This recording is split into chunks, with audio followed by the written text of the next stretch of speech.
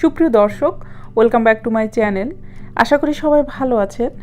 আজকে আমি আপনাদের জন্য নিয়ে এসেছি রাইস পাকোড়া, যেটা তৈরি করতে খুব বেশি সময় বা উপাদান লাগে না। আপনারা চাইলে খুব সহজেই ঝটপট এটা বিকেলের নাস্তা হিসেবে তৈরি করতে পারেন। চলুন তাহলে একটু দেখে আসি কিভাবে আমরা এটা বানাচ্ছি।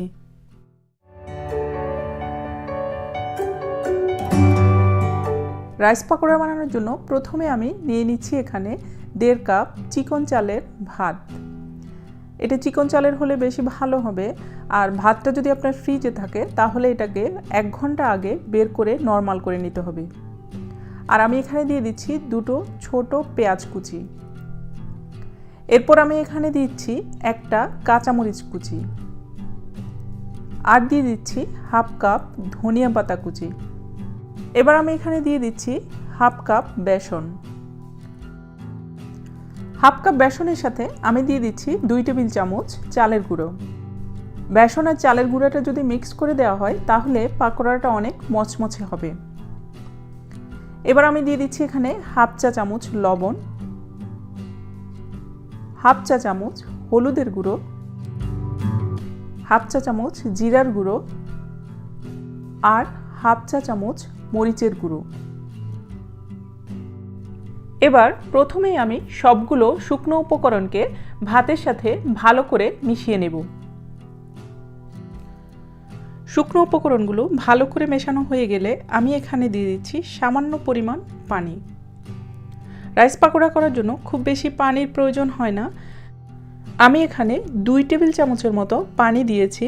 আপনারা বানানোর সময় একটু দলা করে দেখবেন যে ভাতগুলো যদি খুলে না যায় তাহলে বুঝতে হবে যে কি পাকোড়া তৈরির জন্য এগুলো একদম রেডি হয়ে গেছে।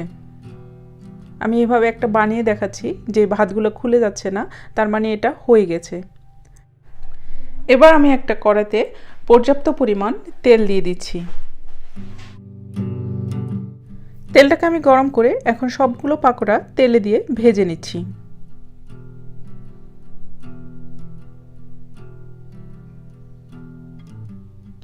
আমি একে একে সবগুলো পাকোড়া দিয়ে দিচ্ছি,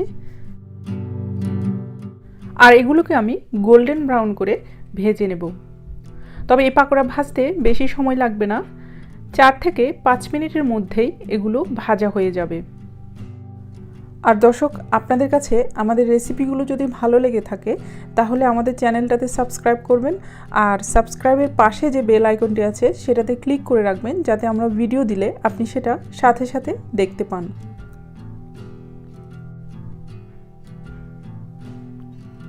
আপনারা চাইলে ঝটপট যে কোনো সময় কিন্তু এই পাকোড়াগুলো বানিয়ে নিতে পারেন।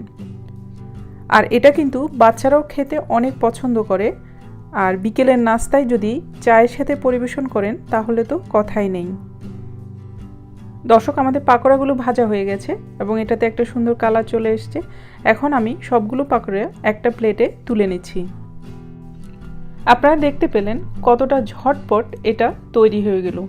আর এটা তৈরি করতে কিন্তু খুব বেশি উপাদানের প্রয়োজন হচ্ছে না। আশা করি আপনাদের সবার কাছে এটা ভালো লাগবে। যদি ভালো লাগে তাহলে একটা লাইক দিবেন আর আমাদের চ্যানেলটাতে সাবস্ক্রাইব করবেন। সবাইকে অসংখ্য ধন্যবাদ।